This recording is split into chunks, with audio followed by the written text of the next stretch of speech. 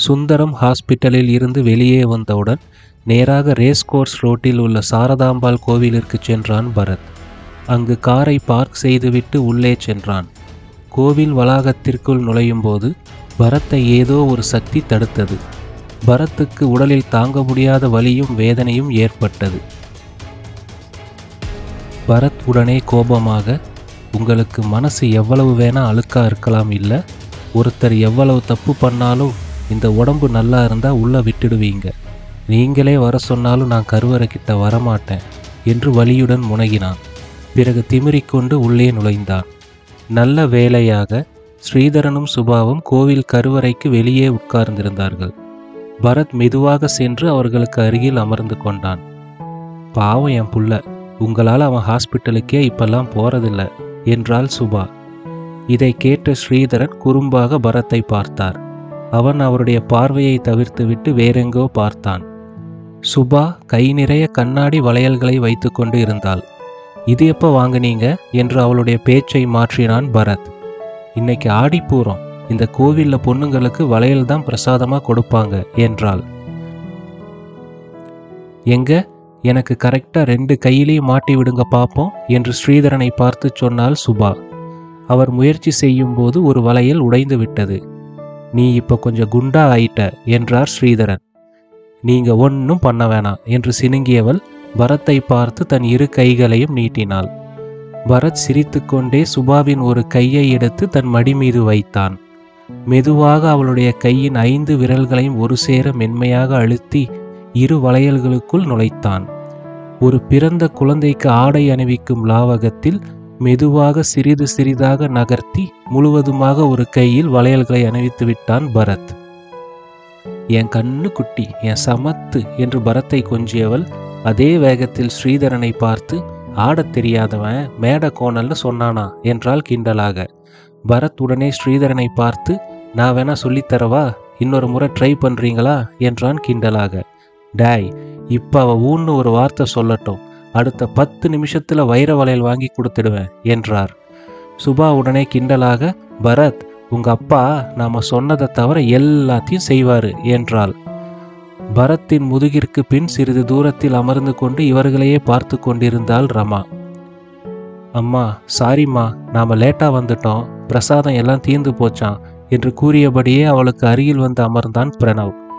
அவன் கூறியதை பொருட்படுத்தாமல் இவர்களையே பார்த்து கொண்டிருந்தாள் ரமா. என்னம்மா அப்படி உத்து பார்க்குறீங்க? இல்லப்பா, அந்த பையன் அவங்க அம்மாவுக்கு எவ்வளோ அழகா வளையல் போட்டு விட்டான் தெரியுமா, அவங்க அப்பா அவரும் போடுறேன்னு சொல்லி 2 வளையலை உடைச்சிட்டாரு என்று கூறி மென்மையாக சிரித்தாள். அவள் குரலில் தெரிந்த விரக்தியை பிரணவ் புரிந்து கொண்டான். பிரணவும் ரமாவும் பேசிக்கொண்டிருக்கும் போதே எதோச்சியாக அவர்களை திரும்பி பார்த்தார் ஸ்ரீதரன். ஏதோ யோசனையில் ரமாவையே உற்று பார்த்து கொண்டிருந்தார். ஸ்ரீதரன் ரமாவை குறுகுருவென்று பார்ப்பதை சுபா பார்த்து விட்டாள். பரத், இங்க பாரு, உங்க அப்பா கோவிலுக்கு வர்ற பொண்ணுங்களை சைட் அடிக்கிறாரு என்றாள். அட, இவங்களை எங்கேயோ பார்த்த மாதிரி இல்ல. சில வினாடிகள் ரமாவை உற்று பார்த்துவிட்டு, அட ஆமாங்க, எனக்கும் அப்படித்தான் இருக்கு என்றாள் சுபா. ஆனால் அவர்கள் இருவருக்கும் ரமாவை எங்கு பார்த்தோம் என்று நினைவிற்கு வரவில்லை. சுபாவிற்கு ஏனோ ரமாவிடம் பேச வேண்டும் போல இருந்தது. ரமாவை பார்த்து, பிரசாதம் வாங்கிட்டீங்களா என்றாள் சப்தமாக. ரமா லேசான புன்னகையுடன் இல்லை என்பது போல உதட்டை பிதுக்கினாள். என்கிட்ட நிறைய இருக்கு, இங்க கொஞ்சம் வாங்க என்றாள். பிரணவும், பிரசாதம் தானம்மா, போய் வாங்கிக்கோங்க என்றான். ரமா மெதுவாக எழுந்து சுபாவின் அருகில் வந்தாள். பரத், இந்தா இவங்களுக்கும் போட்டுவிடு, என் பையன் நல்லா வலிக்காம வளையல் போட்டு விடுவான் என்றாள் சுபா வெகுளியாக. அட என்னம்மா நீ, அவங்க சங்கடப்பட போறாங்க என்றார் ஸ்ரீதரன்.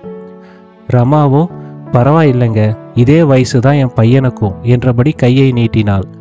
அதுவரை ஆழ்ந்த சிந்தனையில் இருந்த பரத் ரமாவின் குரலை கேட்டு அதிர்ச்சியுடன் திரும்பி பார்த்தான். பரத்தின் முகத்தை பார்த்த ரமாவும் இவனா என்று ஆச்சரியத்துடன் புன்னகைத்தாள். பரத்தின் நெஞ்சு படபடவென்று அடிக்கத் தொடங்கியது. அட, எவ்வளவு நேரம் கையை நீட்டிக்கிட்டே இருப்பாங்க என்ற சுபாவின் குரல் கேட்டு பரத் சற்று தடுமாறினான்.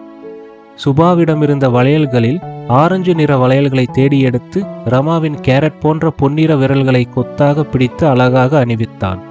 நான் சொன்னேனில்ல என்றாள் சுபா பெருமையாக. ரொம்ப தேங்க்ஸ், வர்றேங்க என்று சொல்லிவிட்டு புன்னகையுடன் திரும்பி நடந்தாள். அவள் மனதிற்குள் நமக்கு ஆரஞ்சு கலர் தான் பிடிக்கும்னு இவனுக்கு எப்படி தெரியும் என்று குழம்பிக் கொண்டிருந்தாள். பிரணவிற்கு அருகில் சென்றவள் மெதுவாக திரும்பி பார்த்தாள். பரத் அவளையே பார்த்து கொண்டிருப்பது நன்றாக தெரிந்தது. அவன் கண்களில் அதீத ஏக்கம் இருந்தது. யாரும்மா அது என்ற பிரணவின் கேள்விக்கு தெரியலப்பா என்றாள். பரத்தை பற்றி சொல்வதற்கு அவள் மனம் ஏனோ ஒப்பவில்லை. எப்பா டேய், கிளம்பலாமா? உங்க அம்மா அப்புறம் மீதி இருக்கிறத மாட்டுறதுக்கு யாராவது கையை தேடுவா என்றவரை பார்த்து, உங்களுக்கு வளையல் போட தெரியலன்னு பொறாம என்றாள் சுபா. டாக்டர் ராகவன் மற்றும் கார்த்திகேயனை பற்றி விஜிதா கூறிய தகவல்களை நம்ப முடியாமல் உட்கார்ந்து கொண்டிருந்தார் டாக்டர் தயாளன். என்னம்மா விஜி சொல்ற நீ? நிஜம்தான் பிரியப்பா.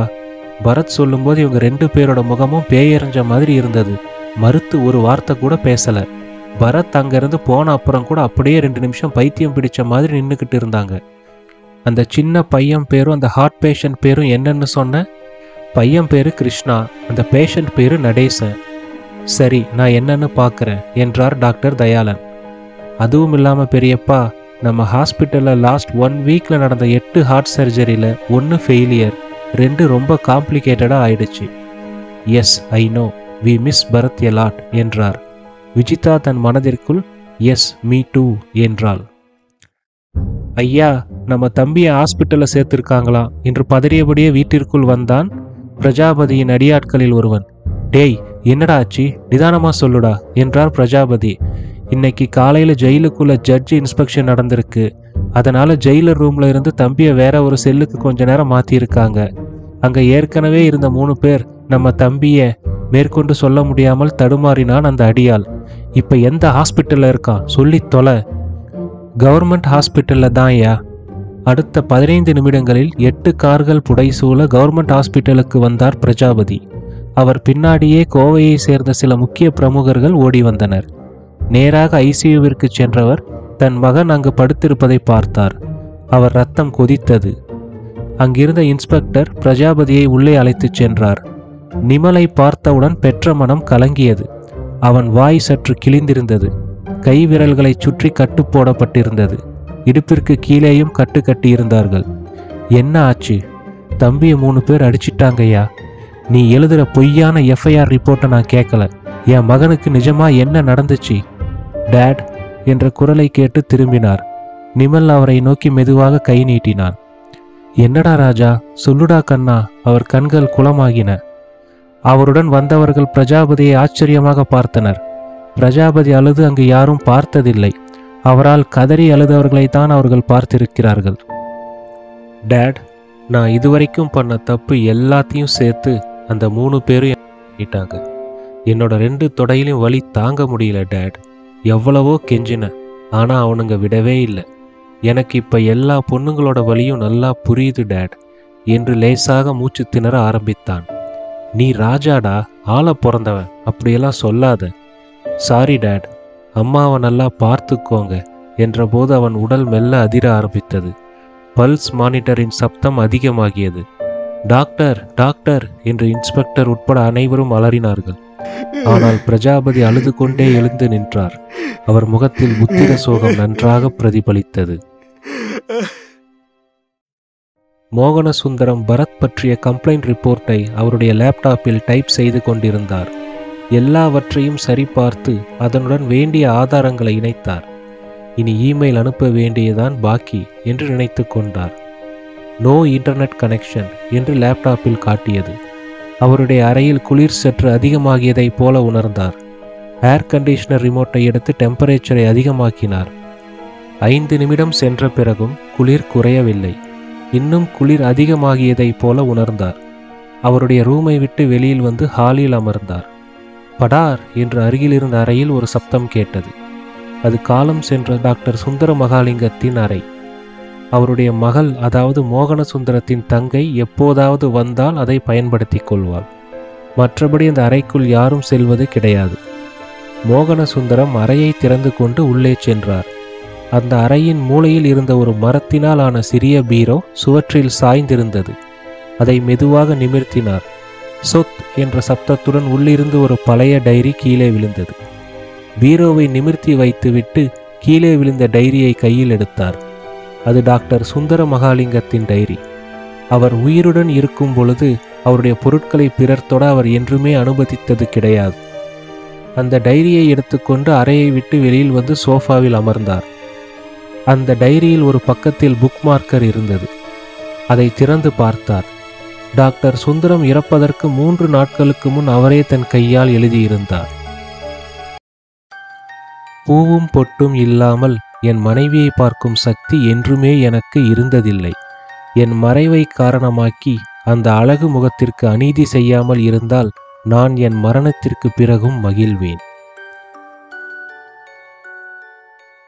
இந்த வீடியோ உங்களுக்கு பிடிச்சிருந்தா லைக் பண்ணுங்க, கமெண்ட் பண்ணுங்க, உங்க ஃப்ரெண்ட்ஸுக்கு ஷேர் பண்ணுங்க, எங்க சேனலை சப்ஸ்கிரைப் பண்ணுங்க.